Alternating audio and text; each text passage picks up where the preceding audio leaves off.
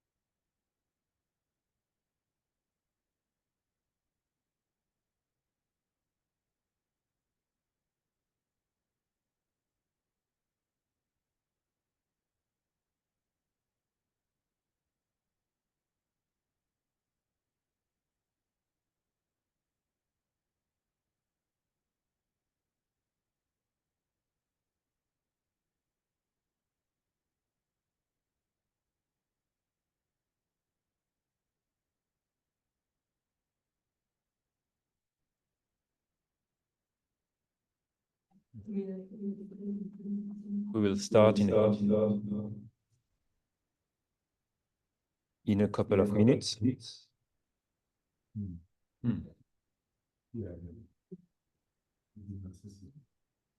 Is this okay? We have a sound issue. Yes. Is it okay like this? Yeah. Okay. So we'll start in a couple of minutes, I think. No. 13.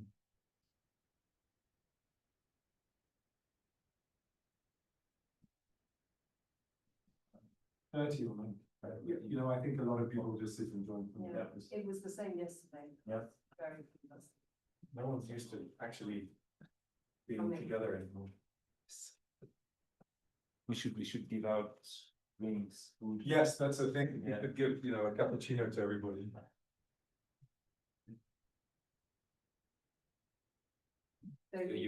Il faut appuyer. Non, non, c'est bon. Do you want to start? Yeah. Okay. All right. Well, there's lots of people online, 35 of you, so, or 37, it keeps growing. Thank you, everyone who's joined online. And there's a small gathering in the room, but that's overall a good turnout. So thank you, everyone, for being here. I don't know if the cameras are on. It's Eric Favre speaking. So today we're very pleased to have Alexandre Caron talk to us in this health seminar. Alex is an ILRI Cirad joint appointee. He'll explain what Cirad is, I'm sure, in his presentation. Or maybe you can take a minute before you start to explain to those who don't know. Cirad has had a long collaboration with ILRI. It's not always been as active as at other times, but now with Alex being here, it's a very active collaboration, and we're very pleased to have Alex here. He's here as a joint appointee, so that's also, I mean, for me, who's also a joint appointee, it's great to see the group of joint appointees grow and for ILRI to expand that vision of that kind of partnership. So Alex moved here in September from a posting in Southern Africa, where he had been working for many years, almost 17 years, I think, Alex, if that's right. He's a veterinarian trained in France and a wildlife ecologist.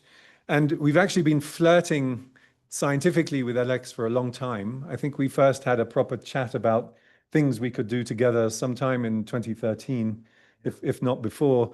And it, first World One Health Conference in Maastricht or wherever that was. Anyway, a long time ago. And it's taken a long time for Alex to be here, and very grateful to Hung, who's not able to be here today to introduce him, who ended up sort of negotiating that process with Cirad to get Alex here.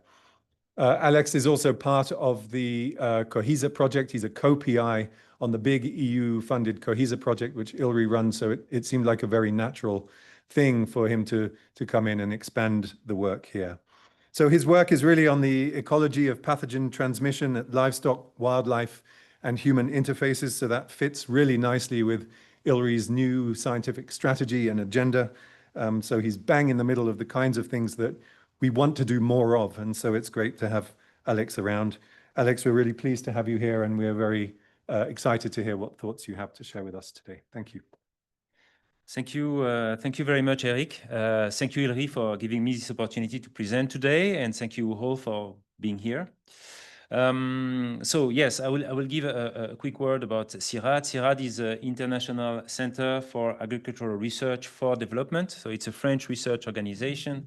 Most of our work is done abroad in the global south, and we have researchers hosted within local institutions, sometimes international center like ILRI, and we work in close collaboration with partners around the world. So today, the title of my presentation is Ecosystem Health in One Health. It's a very simple title, but I think we will have, I'm afraid we will have to dive in various layers of complexity in order to address this topic. I will go a bit beyond what I am known for, which is the disease ecology at the wildlife livestock interface, to address this title. And what I would like to say also about this title, it's a very complex title. It's a very complex topic, sorry, and it extends far beyond my own field of expertise. And therefore, I cannot give this presentation without sharing it with many colleagues with whom I've shared and interacted in the past 10, 15 years. So I will take you through a path that will start with the new One Health definition. And I will continue with a few definitions that will help me to define the framework that we are working on currently, which is the social ecological system health framework. And from there, I will call for a few approaches that we need to operationalize that framework. And finally, I will give you a few examples of past projects and current projects in Southern Africa, and also propose some perspective in how we can collaborate in the coming years in Eastern Africa and Southern Africa as well. So as I say, I will start by a few definitions. I will kickstart with the new, what I call the new holistic One Health definition that was coined by the Quadripartite Alliance in 2022. I think this new One Health definition opened the door for all what I'm going to say today. I think it's a great definition. And if you concentrate on the central part of this graph, it states that One Health can be achieved through healthy ecosystems with healthy animals, healthy humans, healthy plants, healthy soils, etc. So the concept of healthy ecosystem is a bit like a boundary object. Everybody understands more or less what it means, but when it comes to providing a good definition of what is ecosystem health, this is much more complex. So we will try to focus on this. What is ecosystem health? Starting with the definition of health. So I will call the definition of WHO, which was coined in the 40s. And recently in the Lancet, there was a call for to update that definition, but I still like it very much. Because it's composed of two components. The first component, which objective is to achieve freedom of disease in individuals and human populations. But the second component is looking more at mental health and well-being. And so that definition states that you can be free of disease and unhealthy and unwell, and you can be diseased, but with a very good quality of life. So this definition and that those two sides of the definition are very important. And last year we tried to apply, or we applied that definition of human health to other than human animals. So you have human health and the two components, human diseases and well-being. And when you apply that definition to livestock health, so you have livestock diseases and the second component, which deals with livestock welfare at individual level and livestock system sustainability at population level.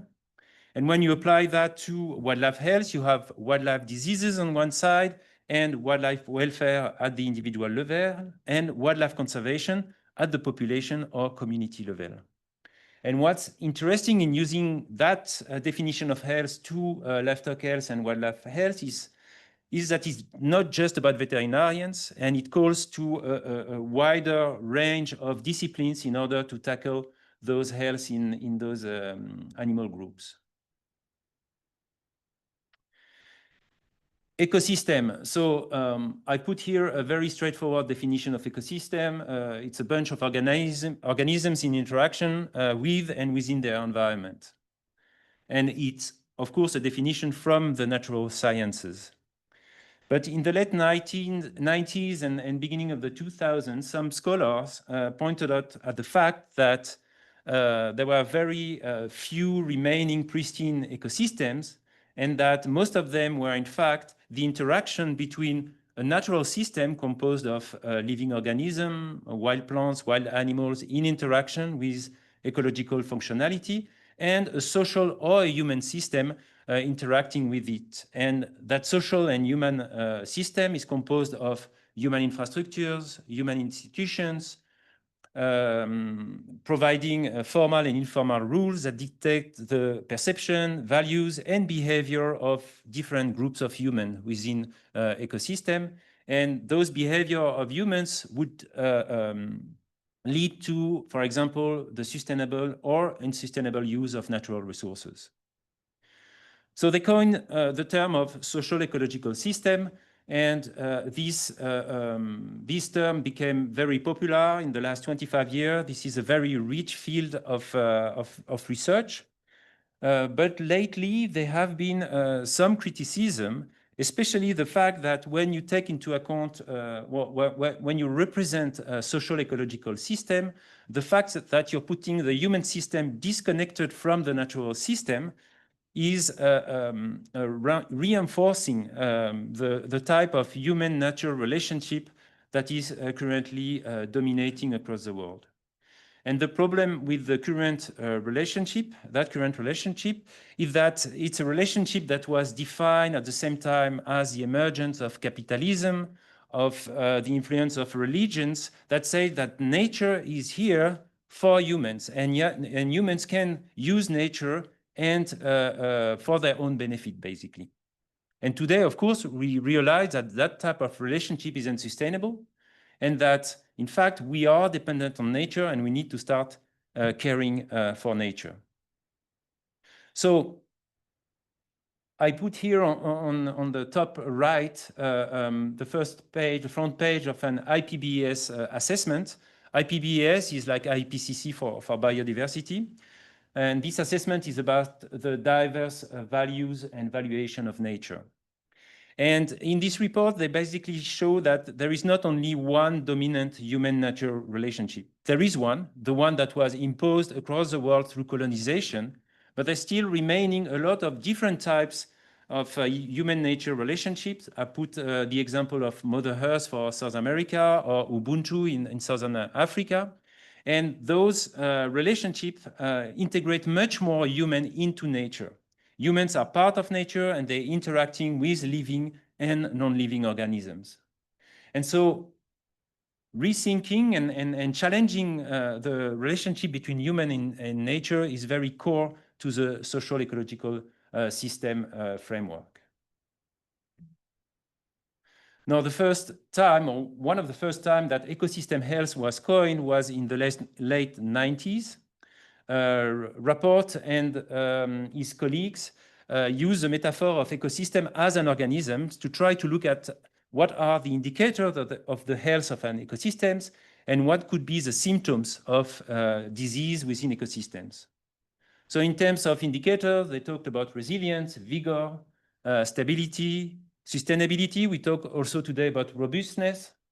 And in terms of symptoms, they mentioned ecosystem distress, and most of them were, of course, triggered by anthropogenic drivers.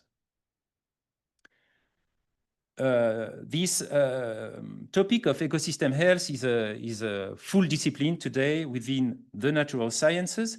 And what's interesting is that it developed in complete parallel of the One Health, the new modern One Health definition, and that emerged in the, I would say, in the early 2000s. So ecosystem health is a discipline that evolved separately, and there is a need now to have a convergence between ecosystem health in order to integrate it better within the new definition of One Health. So a few years ago, with some colleagues, we decided to try to do that by developing a framework of social ecological system health. And so within that framework, we looked at social ecological system, and we, in our mind, we mainly looked at SES composed of agricultural system and natural habitat. And so you take a social ecological system in which you have different components or agents, humans, animal, plants, soil, etc.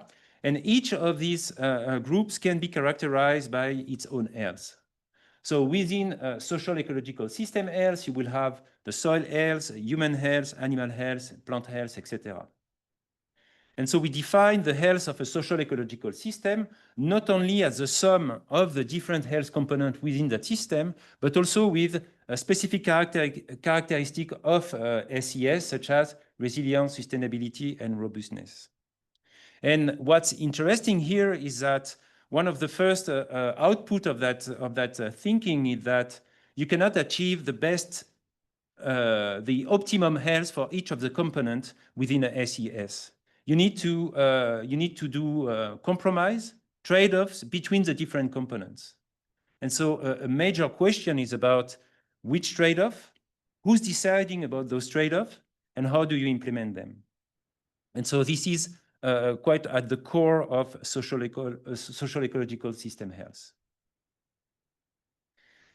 So this is very theoretical, but to operationalize this framework, we need to call for different types of approaches. The first approach is the landscape or territorial approach. Of course, an SES needs to be well defined. And within an SES, you need to identify different types of land uses that are interconnected. And within and between those land uses, you have interacting actors and institutions. And when I talk about actors, I'm not talking only about human actors. I'm talking also about non-human actors, elephant, lion, etc. And so, for example, it means that it's not possible anymore within that framework to take a protected area as a land use completely isolated from its surroundings. A protected area is connected with a communal land, a mine concession, a town, and it's interacting with it. And so a landscape approach allows you to look at those different types of land uses interconnected, sorry. Then we need, of course, to call for interdisciplinarity and transdisciplinarity. When I talk about interdisciplinarity, I'm talking about significant interdisciplinarity, which means interdisciplinarity between the natural sciences, the biomedical sciences, but most important, with social sciences and humanities. This is all over the literature, but still in One Health, we haven't provided the room for social sciences to implement its own research. I mean, in most cases. In most cases, we instrumentalized social sciences to do biomedical research. Then transdisciplinarity. Transdisciplinarity is about interacting and doing research intervention with non-academic, non-experts, which are local communities, local government, local NGOs, etc. And so this dictates the fact that the research must be place-based, demand-driven, and impact-oriented. And that can only be done if the local stakeholders are involved from the identification of the research topic, the research question, the design of the protocol, the implementation, and the monitoring. So it calls to quite a big change in the way we do research, but it's fundamental in the SES health framework. Of course, to do that, you need participation. And participation is a science. It's not just putting stakeholders in the same room and talking with them. So it means that we need to engage with specialists in this field to develop proper participatory processes. And I wanted to highlight the fact that now most of our research projects start with future thinking, what I call anticipation and foresight, where you put different stakeholders that are in conflict or don't know each other, but live in the same social ecological system, and you try to make them negotiate a shared future, to agree on a shared future in 20 or 30 years' time. And once they have identified and agreed on that future, then they can start thinking of what can we do today collectively in order to go toward that future or to avoid undesirable futures. Finally, this needs to be done in the context of environmental justice. Environmental justice has three pillars. The first one is the one that is usually addressed. Distributional justice is about the equal distribution of benefits. In the conservation and development domain, it's about trying to share the conservation benefits with local people who pay the price for conservation through human-wildlife conflicts, for example. But this is necessary but not sufficient. Procedural justice states that all stakeholders of the social ecological system needs to be involved in decision-making in governance. And recognition justice states that we need to respect identities, cultures, and indigenous knowledge systems. And in fact, those knowledge systems, traditional knowledge systems, can be involved in the definition of the intervention and the research, but they should be involved in it. So, of course, looking at taking into account environmental justice linked to intersectionality, which is that we need to try to always break dominant relationship between different groups of people, and this links directly, I don't have time to dive into that topic, but to the decolonization of conservation, of development, of research, and of course, of One Health. So all these different approaches means that when we work in the framework of social ecological system health, we always need to question ourselves as researchers, as practitioners, about the type of intervention that we do. Research for whom, research with whom, and research for which impact. I've added a few quotations from farmers from the buffer zone of the Limpopo National Park. We had a workshop a month and a half ago, and we translated from Shangan a few of those, what they told to us as a project team. The project only benefits the organizer because they are the one receiving the money. Those papers that you brought to appreciate, yes, they are very interesting, but if you want an impact, real impact, shouldn't you go and help me in the field? At the end of the month, the park technicians and the researcher will have a salary, and from there they will go to a hotel where there is water and electricity. So this is very challenging. And doing research within that context means that as researcher, we will be challenged. And we will need to build trust with the stakeholders, and we have a responsibility to deliver to them. So I will now show you a few examples of projects in which we try to implement that framework. Most of these projects have been implemented in Africa, the one I'm going to present at least, and in the framework of the fact that most African countries have signed international agreement to achieve by 2030 the SDGs and the Global Biodiversity Framework from the Convention on Biological Diversity. The problem is to achieve those agreements by 2030 in the current context will be a huge scramble for land in Africa. If you look at SDG 2, zero hunger, with a booming human population in Africa, it means more land for agriculture. If you look at target 3 of the Global Biodiversity Framework, which states that each country should have 30% of its land and seas as protected by 2030, it means more land for conservation. And in the current context, which is a land sparing, we have national parks and we have agricultural areas, this is not possible. So we need to think about a different way using a land sharing approach, and David Obura, the current chairman of the IPBES, and his colleagues proposed the shared earth approach a few years ago, which basically say that in the same shared landscape, we can conserve biodiversity and produce for local livelihoods. We don't have a choice. We need to go for that in order to achieve the international agreement that we mentioned before. So in the first project called ProSuli, so ProSuli stands for Promoting Sustainable Livelihoods in Transfrontier Conservation Areas.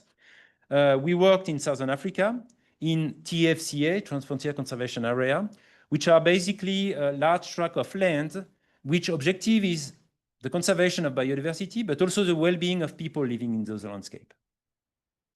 And so we decided to work with 4 communities living close to protected areas in 3 countries. And in the research proposal, we told the donor EU that we were not in a position as experts to write activities and a logical framework for the project before engaging with local stakeholders. So we told EU we're going to do a participatory process. We presented the process, but we said, we're not going to talk about activities now. You will know about the activities in 1 year or 1 year and a half. And then we told them as well that we don't want a final evaluation of the project, because at the end of the project, of course, everything will run smoothly because there will be still money in the system. If you want a proper evaluation of the project, you come back 5 years or 10 years later in order to assess if we managed to put in place some sustainable processes. So we engaged local stakeholders in a full participatory process. We only told them, what can we do to improve your livelihoods? And they discussed, they negotiated, and through the participatory process, they identified topic, research intervention, development intervention, and they monitor those interventions. And by empowering local stakeholders like this, the hypothesis was that we could increase the probability that those interventions were sustainable and those and there were a more sustainable, use of natural resources. So this project was composed of very different types of intervention that were requested by local stakeholders: irrigation, livestock health, livestock production. Some of these interventions, we did not have the expertise within the research team, so we had to go and look for the expertise. And today we are 3 or 4 years down the line after the end of the project, after the end of providing money for this activity, and we are still in contact with those group of stakeholders through WhatsApp groups, and we try to look at the sustainability of these interventions and the challenge that they face currently. So it's not a success. Yes, it will be a success probably in 5 or 10 years down the line. And just to insist that this was done from the beginning with a social ecological system health framework. Then currently we are involved in another project in Mozambique called One Limpopo, One Health. So this project is implemented in the brown area on the right-hand side, which is the buffer zone of the Limpopo National Park. Limpopo National Park is a big green area. It's a national park in Mozambique, adjacent, connected to Kruger National Park. 25 years ago, when it was created, that park was empty of wildlife due for many reasons, including the civil war in Mozambique. But in 25 years, the conservation actions were very successful, and now the densities of wildlife and the densities of wildlife are increasing, creating more and more conflicts with local community in the buffer zone. And therefore, as a consequence, the relationship between local communities, the park, and Peace Park Foundation, who are in a co-management contract with the park, and the local government, those relationships are not in a good shape. And they are in a very bad shape, in fact, currently.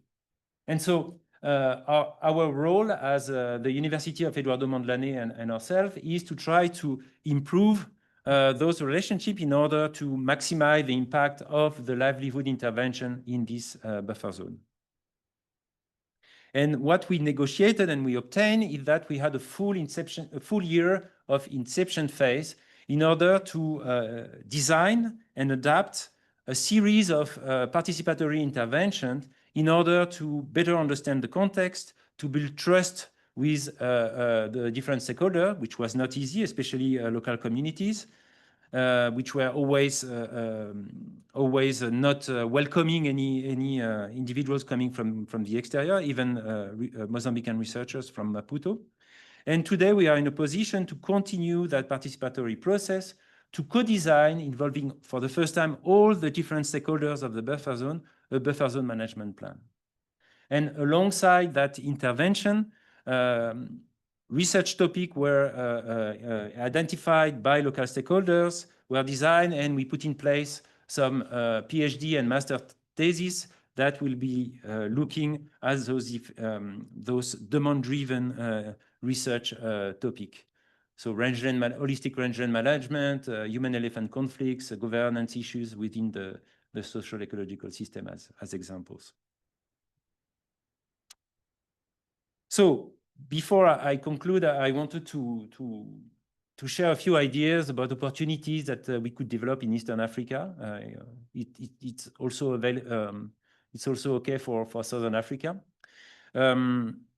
Discussing with some colleagues in the region and different stakeholders, we wanted to highlight the fact that there is a new category that was defined by IUCN in 2018. It's called OECM, Other Effective Area-Based Conservation Measures. And it's a category that recognizes the conservation of biodiversity outside of protected areas. It means that those OECM don't have to have biodiversity conservation as a primary objective. It can be a secondary objective or even an ancillary objective. And so for us, this is very interesting because the primary objective of this OECM could be productive landscape for local livelihoods. But if those local livelihoods care for the landscape and maintain some form of biodiversity, then we have a shared landscape. And so some criteria have been recently, in the past 2 years, defined for ECM, and you can assess if a land use is, or if a piece of land is an OECM or not. In parallel of that, I'm sure you know about agroecology and the 13 agroecology principles. If you look at the literature, they have been seldom applied to pastoralism. And we believe that it could be very interesting to apply those principles to pastoralism in order to accompany those livestock production systems facing the current challenges, global challenges that they face, climate change and other types of challenges, and also trying to promote or valorize nature-based practices within pastoralist communities or societies. So we would like to bring together the OECM concept and agroecology applied to pastoralism. And this can be relevant because if you look at Kenya, that Kenya map on the left-hand side, in green you have the protected areas of Kenya, which is 14% of Kenyan land. And in brown you have conservancies. Conservancies are not protected areas, but you have more than 15% of the land as conservancies. So if for Kenya we could recognize those conservancies as OECM, then Kenya could meet quite easily its 30 by 30 target for the global biodiversity framework. So that's a very good added value at national level.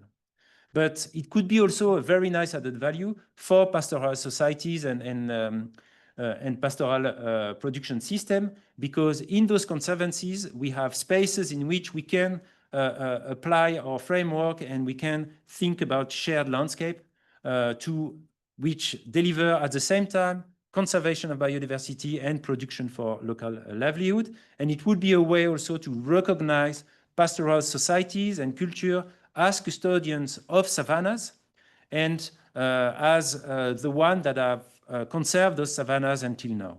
Of course, today, as I said, they're facing global changes and they need to be supported by science, by research practitioners to be able to face those challenges. So we submitted a small research project called Conservancy to Biodiversity+, where the objective is to bring together the OECM criteria and the agroecology principle applied to shared savannas in order to develop a monitoring and evaluation and learning tool for conservancies. And the objective is that this tool will be multidimensional, assessing those very different components of the social ecological system health. So we come back to the graph I showed before on that framework.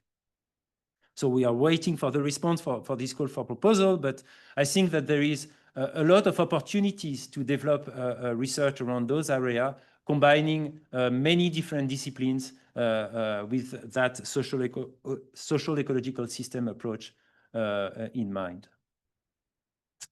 So I've talked a lot, and I would like to conclude now. We live currently in a polycrisis context. We have the climate crisis, the biodiversity crisis. We had already a pandemic, and the next one could start tomorrow. And so we, as researchers and practitioners, we need to redefine the way we work in and for societies. It needs to be applied research, impact-oriented research. We have a responsibility to engage in these to face those big crises and these huge challenges. And we believe that the new definition of One Health, this holistic definition, provide a very nice framework, especially if we use that social ecological system health framework, to tackle those world challenges at the local level. It's a framework to co-design SES-wide meaningful intervention for local stakeholders. And to do that, we need to think about and develop more bottom-up models for One Health, linking directly starting One Health with local stakeholders and interweaving knowledge systems, traditional knowledge systems that are part of the solution, but also scientific knowledge systems that can help those traditional culture to face those global challenges. So if I come back to that graph from the new One Health definition, I believe that that central part here is crucial, and I hope that I've at least demonstrated the complexity that resides in this notion of healthy ecosystem, but that we have a framework now to try to address and promote the health of ecosystem. And it's a framework that really needs to bring together and work at the nexus between biodiversity, which is the basis of everything agriculture and our societies, health in its broader sense, and agriculture in its from livestock production system to crop production systems. And I will end by guiding you to the, not guiding you, but suggesting you to read, if you have not done so yet, the last two IPBES assessment. The first one is a nexus assessment, looking at the nexus between biodiversity, water, food, health, and climate. And the second one is the assessment on transformative changes. This is a beautiful synthesis of the existing literature about what are the challenges and how we can address them, and with an amazing list of nature-based intervention that have been tested across the world and that can be picked up to try to adapt them in the local context in which you work. Thank you very much.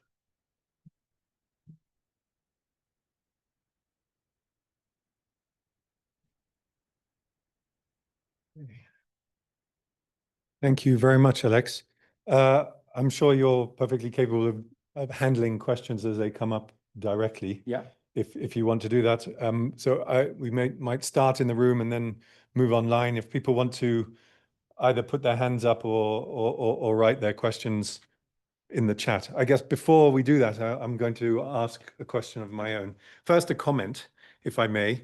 You talked at the beginning. You talked at the beginning about all of these projects, but the issues you're talking about are all very long-term things, and I wonder if one of the problems is that we always think in terms of 3 or 5 year project life cycles, and that is the biggest Achilles heel in trying to do these things. So that's a comment that we can think about. But the other thing that I wanted to ask was the applicability of this way of thinking in settings that are really outside of conserved areas. So if we take an area that's already highly agricultural and very human affected, but which still, many areas which are very agricultural environments without protected areas also have their own wildlife, small wildlife. I don't mean lions and tigers, but I mean rodents and bats and these kinds of things. And the extent to which this way of thinking is applicable in those very already human affected settings. So that's my question, and then I'll leave you to handle the rest. Thank you. Okay, thank you, Eric. So yes, I fully agree with you on the first comment. Project cycles of 4 or 5 years are much too small. In a report on biodiversity, the relationship between biodiversity and pandemics, one of the 4 recommendations that we made was that we should, donors, or us plus the donors, we should look at different types of funding. Maybe 5+5. So if after 5 years you've not spent the money completely crazily, then you have automatically a second 5 year. It happens, it exists already, but that should be more streamlined in terms of funding.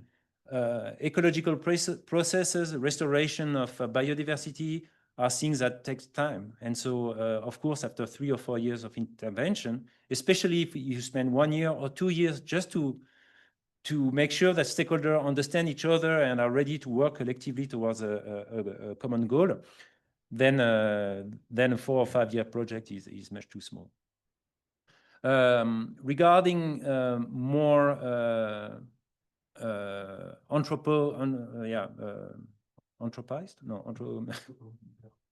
more human-affected agricultural landscape. I think these frameworks still stand, and we have a project involving Cirad called Santé territoire, so health territories, implemented in Senegal, in Southeast Asia as well. I don't have the details. You can go and look on the Cirad website. But they're implementing that framework in much more agricultural landscape. In any landscape, biodiversity will be, we know now, biodiversity is important. So we need to find ways to maintain some form of biodiversity. Of course, I know when you talk about rodents and bats, you thought about potential viral diseases that can be transmitted. And we know that the more we transform social ecological system, the more there is a risk for transmission because we increase the interfaces between people, domestic animal and wild animals. But definitely these framework can be applied in those contexts. And there is also the big picture at country level. You will need places where you will need to intensify agriculture. And there is in agroecology, there is different concept. There is agroecology, there is ecological intensification or agricultural intensification. Anyway, I mean, there are different, I would say, schools of thought, but definitely you need to have a gradient of land use in which you have a different level of land sharing and land sparing. I think, for example, land sparing, when we were doing in the Prosuli project, those very small irrigation system of 70 meters by 70 meters, I consider that as land sparing for agriculture. So it's a very small, at a very small scale, it's land sparing for agriculture, and it allows spaces to be shared outside of this irrigation system because you produce more than you would do in a more extensive production system. I don't know if I see hands here. Oh, sorry, Liam. Hello. Oh, sorry. Okay, I will aim. I will give you the floor after that. Yeah. I think the participatory approaches that we discussed in your studies are absolutely wonderful and exactly the way that we need to be going.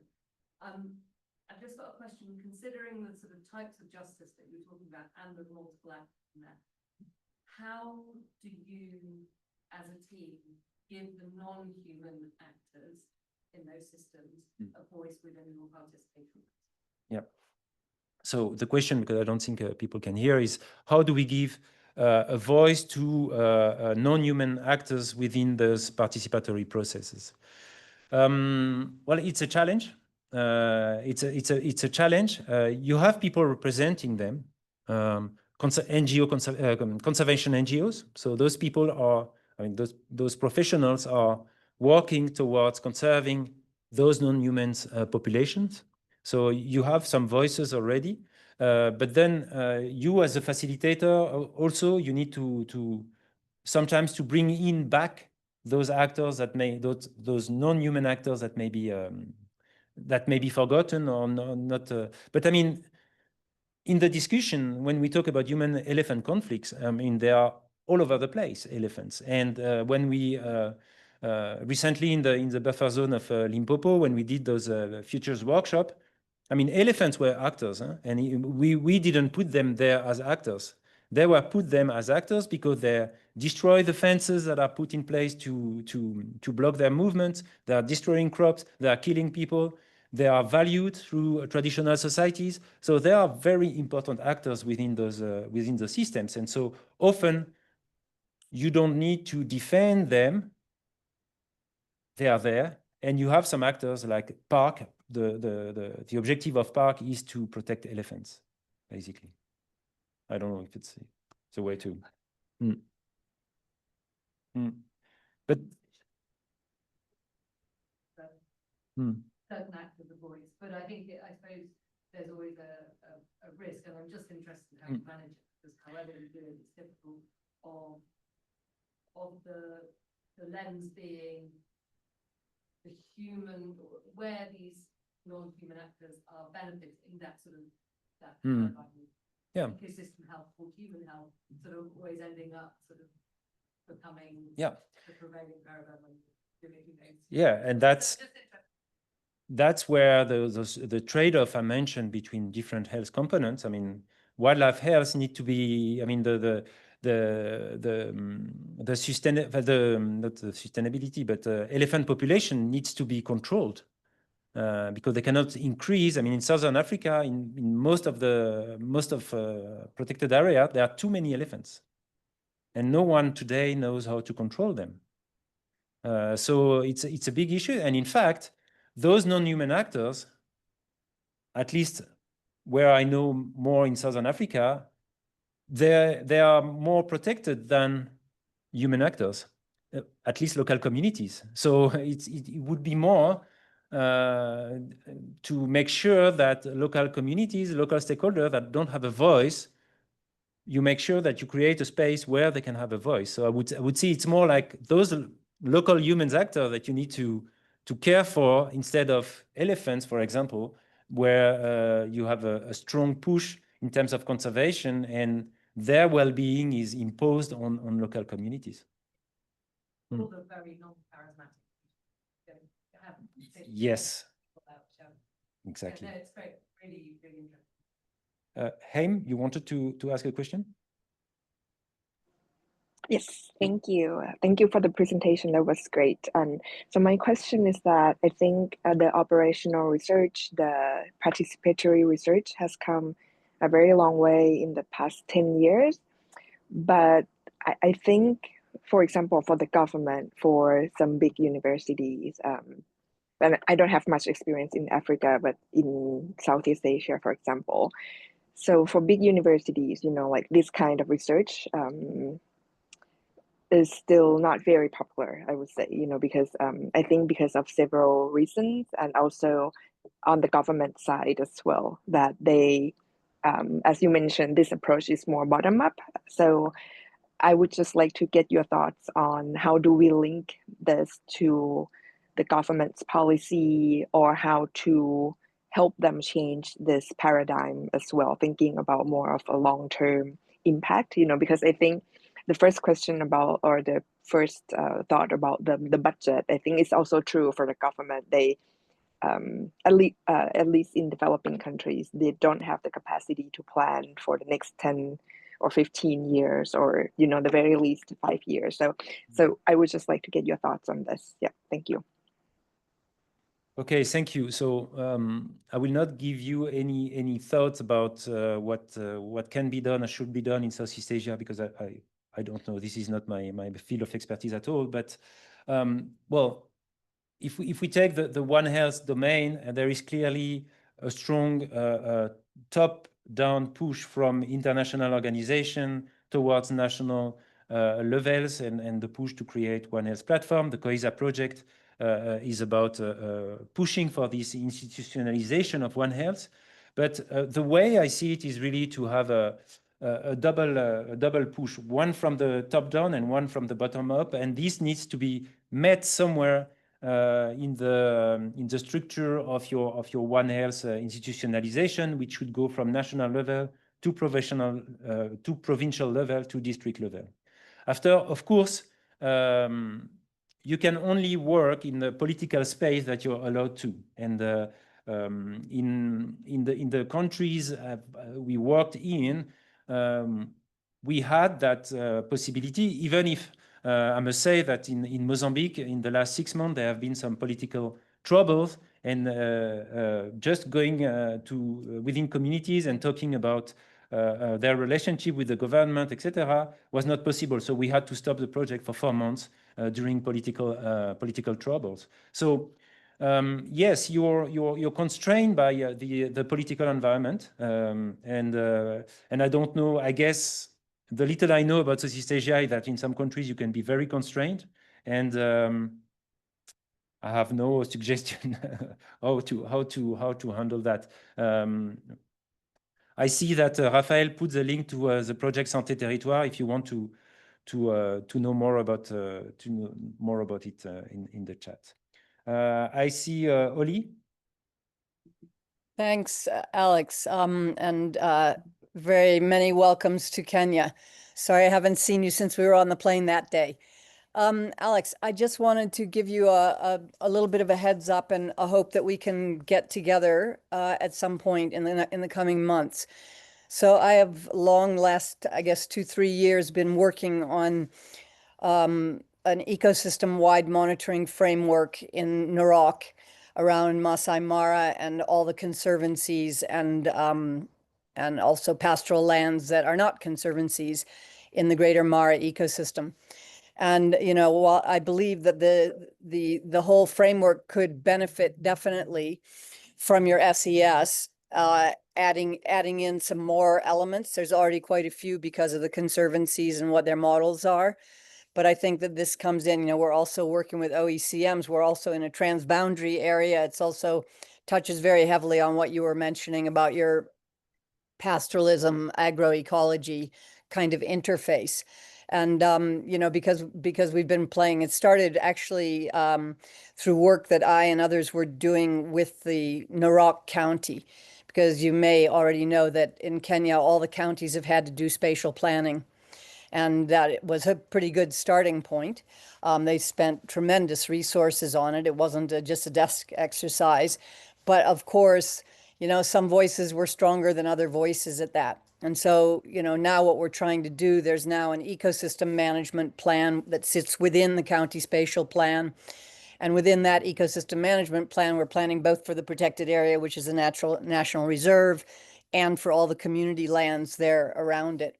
So it would be really great if we could get together, you know, as you're starting up, because I think many people would agree that that whole Mara ecosystem is probably one of Kenya's most important ones for the kind of work that you're talking about. And because it links so closely with the Serengeti system, and we're very linked up with the Serengeti players, it takes it even broader than that. So I have to run to another call. Just said I enjoyed your call, and I will ping you so that we can get a meeting on the board. Thanks so much for your talk. Thank you, Oli. And yes, I mean, I'm discovering little by little the diversity of conservancies model in Kenya, wildlife management areas in Tanzania as well, and I found them amazing. And I think they provide a playground for this type of framework that is amazing. Before giving the floor to Sunny, I will just read and try to answer 2 questions from Mirgisa in Ethiopia. I just wanted to get your opinion on whether there are successes from earlier biodiversity intervention and the extent to which lessons from such successes inform recent biodiversity projects. I don't know if I will answer your question, but what it makes me think about what's happening in at least in Southern Africa. I don't know yet in Western Africa, but in Southern Africa, you have two bodies of literature regarding conservation. You have natural science conservation literature, which is very focused on innovation process. We bring new innovation to resolve conflicts, etc. And you have a social science body of literature. And those two body of literature don't talk to each other. And they don't I think that they don't respect each other also to some extent. Well, I don't want to generalize, but there are some conflicts in between those two realms. And I think it applies in not only in the conservation domain. So yes, there are very good lessons from a previous project. The main issue is that people implementing new conservation project needs to be open and be ready to collaborate and engage with people that don't have maybe the same approach or the same perspective on the topic. I was just reading before coming here a paper, so well, it's not going to be useful because I don't remember who wrote it, but a paper on human carnivore conservation. I think Bram Busher is one of the co-authors. It just came out a few weeks ago. And it was really interesting because promoting something very similar to what I've presented today about convivial conservation, in which you really take into account and take a different perspective on, for example, human-wildlife conflicts, which so far has been dominated by technical solutions, which up to now work more or less efficiently. And your second question is that, in line with my previous question, I wonder if proven successes could be applied widely, including cross-cultural with some adaptation. So, yes, but no blueprint.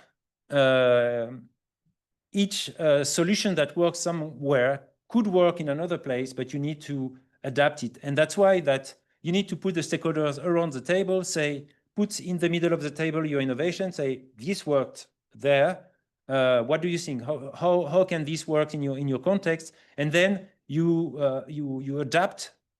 I mean, the stakeholders say, no, this won't work. Or maybe they say, yeah, that could work, but we should change a few things. And that's how you can bring in new innovation and test them in the local context.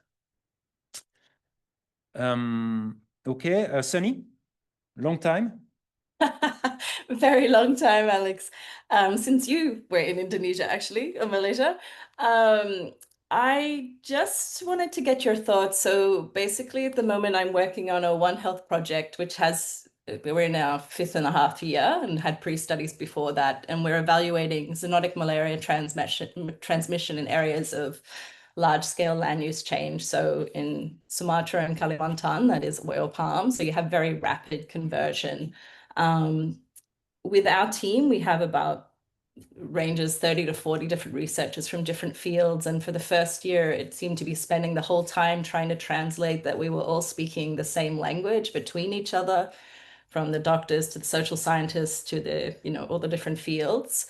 And quite a bit of time's passed, and you feel quite often things want to slip back into their silos of their own fields and things like that.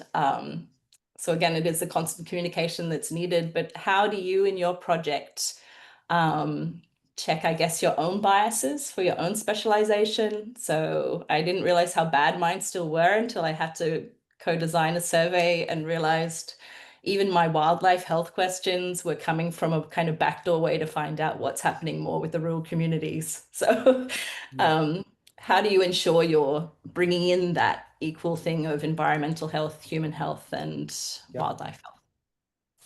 So and thank you for your talk. It was wonderful. Thank you.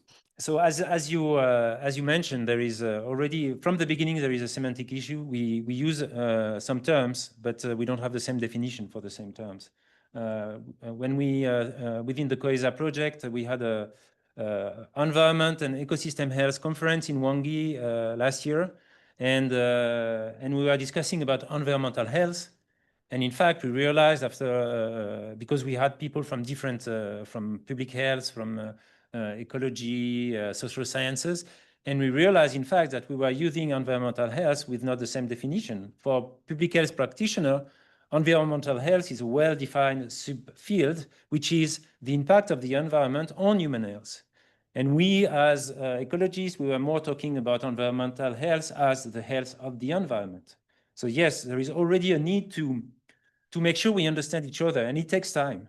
And then, as you said, you need to maintain that interdisciplinarity. And it's a challenge, but if I take the example of the project, the HOLO project in Mozambique, we have a visio conference every week with all the students, all the project researcher involved.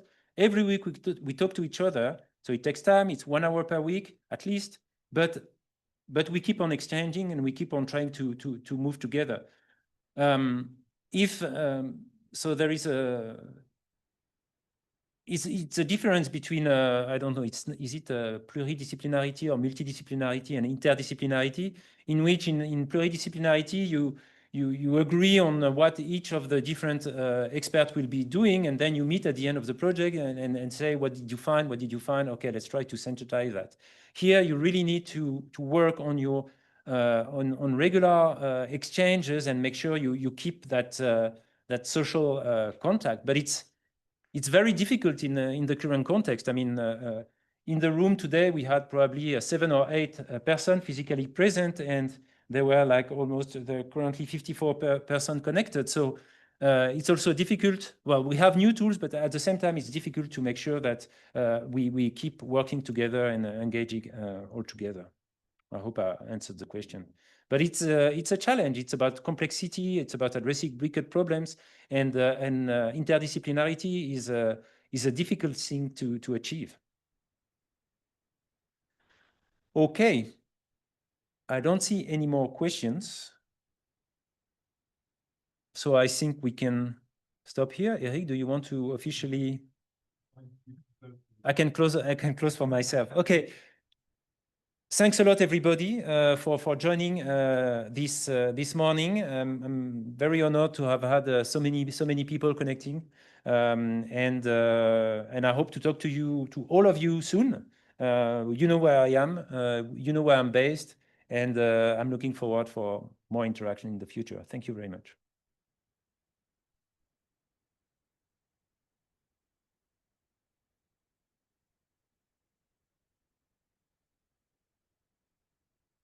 So I don't know if we.